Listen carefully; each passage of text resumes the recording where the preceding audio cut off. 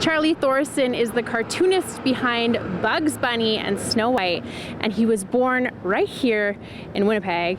Kaylee, I'm actually surprised that more Winnipeggers don't talk about this because we love to claim famous people who were born here in this city. And yeah, Bugs Bunny and Snow White, that's huge. Can you tell us a bit more about Charlie Thorson? Yeah, well, he was born here in the West End, and he spent most of his life here, aside from a brief stint hopping around from animation studio to animation studio. And he did create Bugs Bunny and was the main force behind Elmer Fudd and Snow White as well. Snow White was actually based off of a waitress at a West End cafe that Charlie frequented that he actually was in love with. That's mind-blowing. Like Snow White, one of the most iconic Disney characters, is based off of a West End woman. That's insane. Things you learn on the West End BIZ Mural tour. Charlie is, of course, on this mural because he's a second-generation Icelandic Canadian, right? Mm-hmm. And this is the Icelandic Mural. Let's start from the right to the left, and we have ships over there. Can you take us through this mural? For sure. So the ships are on the far side. They are the ships that brought the first Icelandic people to Canada.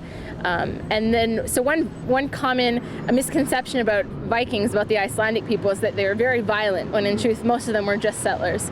Yeah, and then there's a fisherman up in the sky, and there's also a little boy playing with fish below him, and they both symbolize the success of the long-standing fishing industry in Iceland as one of its main exports, I guess. And then there's the Icelandic ponies. Icelandic ponies are one of Iceland's most famous things, things they're known for. And there are about 330,000 people in Iceland, and there are 80,000 ponies in Iceland. Wow. So there are a lot of horses, as well as they're strewn throughout Europe. And then there's the geyser in the middle. Geysers are found throughout Iceland, and they are formed when water running beneath the surface boils and then shoots up.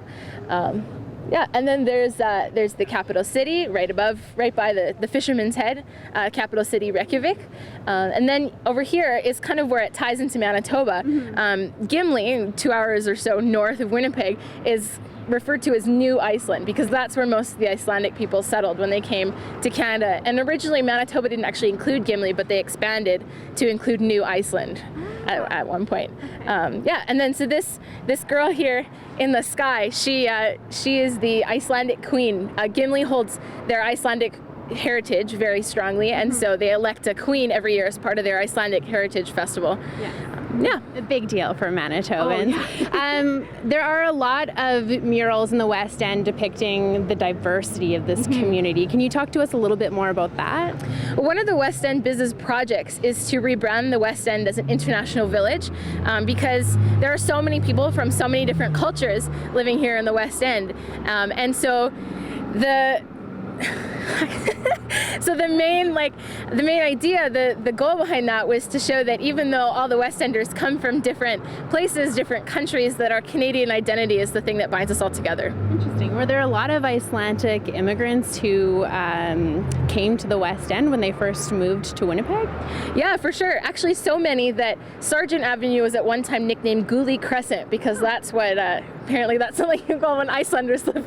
Yeah, there are a lot of Icelandic people around. Interesting. And now, who painted this mural, and when was this one painted? This mural was painted by Dave Carty in 1999.